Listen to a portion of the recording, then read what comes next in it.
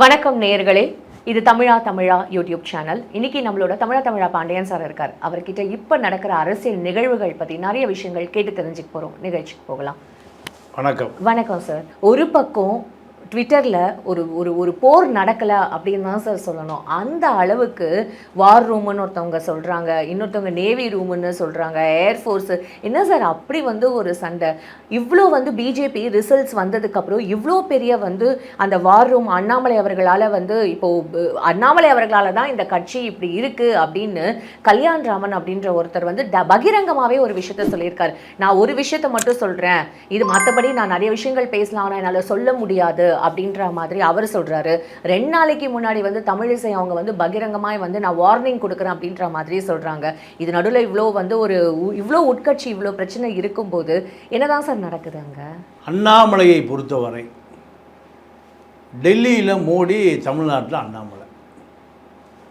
BJP தலைமை பிரதமர் மோடி, அதை தவிர யாரிடமும் டெல்லியில் அதிகாரம் செய்யக்கூடிய அதிகாரம் இல்லை. எல்லா அதிகாரமும் மோடியிடம் குவிந்து கிடக்கு.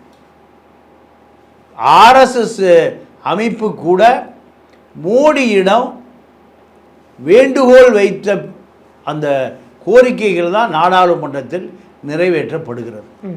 மோடியை எதிர்த்து கேள்வி கேட்கக்கூடிய யாருமே இல்லை. அமித்ஷா குஜராத்தில் அமைச்சராக இருந்த பொழுது, அதாவது மோடிக்கு முன்பே அமைச்சராக இருந்தவர் அமித்ஷா எங்கே? குஜராத்தில். அப்போது இவர் அங்கே முதலமைச்சராக போய் பதவி ஏற்றவுடன் தனக்கு கைப்பிள்ளையாக வைத்து கொண்டார் அமித்ஷா. இந்த கைப்புள்ள தான் இப்போ 15 ஆண்டு கால உள்துறை அமைச்சர். மோடி எதை சொல்லுகிறாரோ அதை, அதாவது தம்பி உடையான் படைக்கு அஞ்சான், வெட்டி வா தம்பி என்றால் வெட்டி கட்டி கொண்டு வருகிற தம்பி தான் மோடிக்கு அமித்ஷா.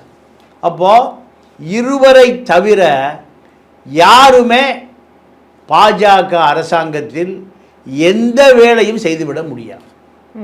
அது அங்கே முழுக்க நாடாளுமன்றம் இரு அவைகளுமே அமித்ஷாவினுடைய நேரடி கட்டுப்பாட்டில், கட்சி மறைமுக கட்டுப்பாடு.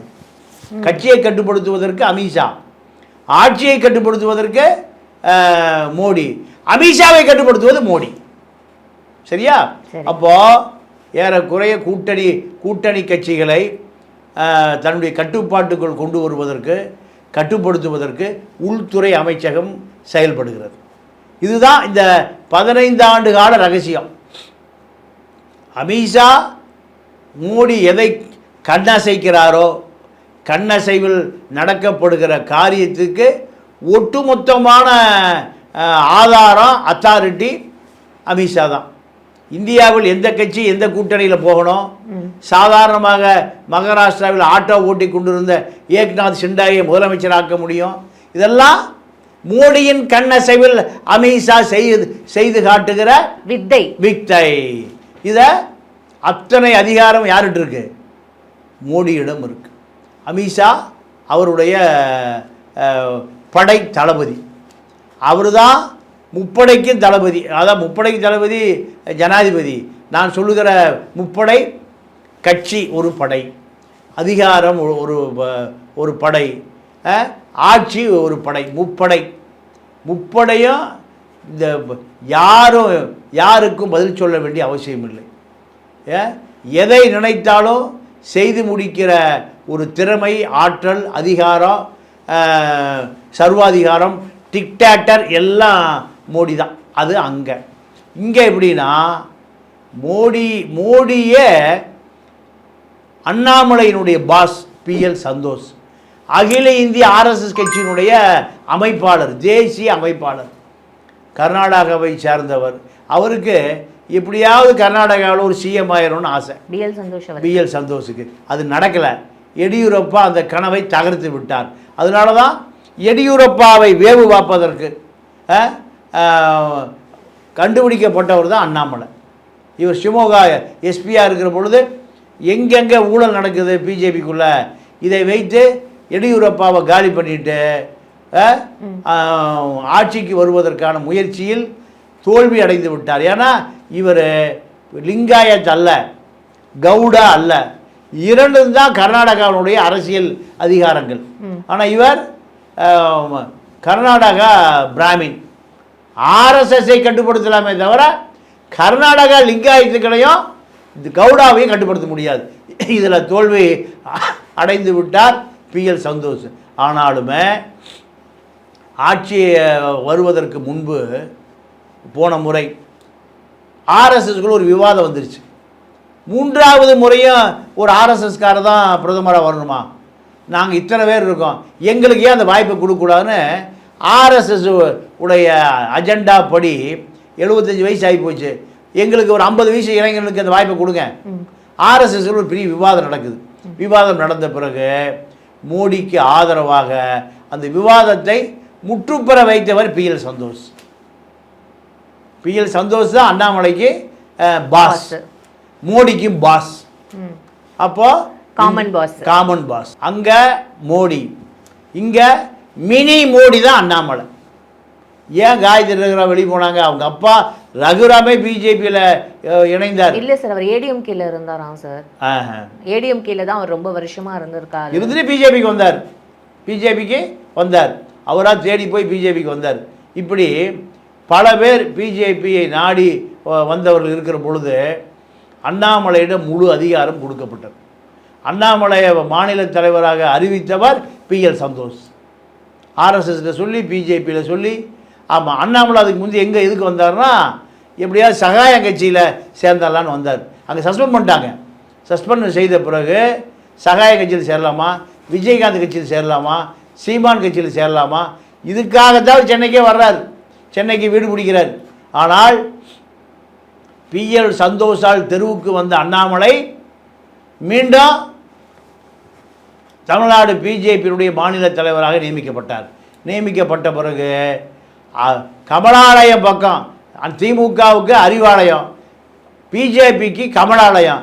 கமலாலய பக்கத்தில் எல்லா நடமாடும் கேமராக்கள் பல உருவாகிவிட்டது.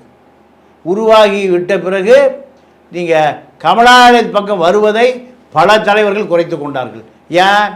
தன்னுடைய அதிகாரத்துக்கு எதிராக யார் இருந்தாலும் அவர்கள் பிஜேபி அரசியலிருந்து ஓரம் கட்டுப்பட்டு விட்டார்கள். அண்ணாமலை எதிர்க்கக்கூடிய யார் வந்தாலும் சரி, அவர்கள் நீங்கள் கடைக்கோடி அரசியலுக்கு போயிடுவாங்க.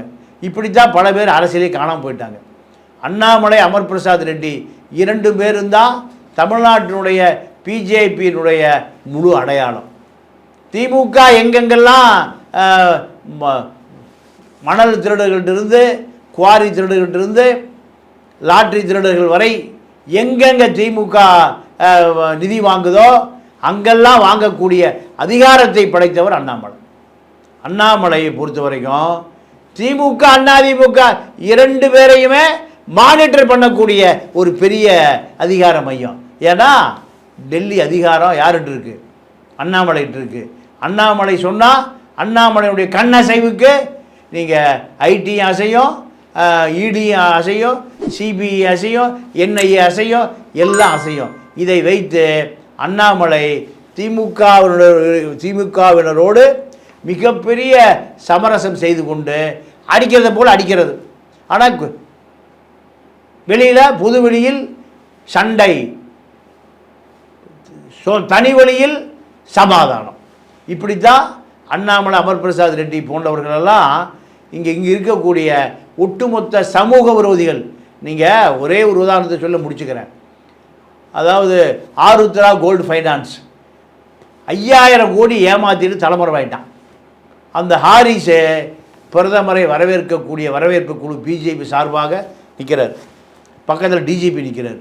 என்னடா இவன் தேடப்படுற குற்றவாளி பிஜேபியில் சேர்ந்து மாநில விளையாட்டு அணி மாநில தலைவராக பொறுப்பு கொடுக்கப்பட்டு அவர் பிஜேபியில் இணைந்து கொண்டார். இணைந்து கொண்ட பிறகு பிரதமரை வரவேற்கிற குழுவை இறுதி செய்வது யார்? அண்ணாமலை. அண்ணாமலை அவர் பேரை டிக் அடித்து அருகில் நிறுத்தி கொள்கிறார். அப்போ அடிக்கப்பட்ட 5000 கோடி எத்தனை கோடி கைமாறி இருக்கு? அண்ணாமலைக்கும் ஹாரிஸுக்கும் தான் வெளிச்சம். நன்றி, வணக்கம்.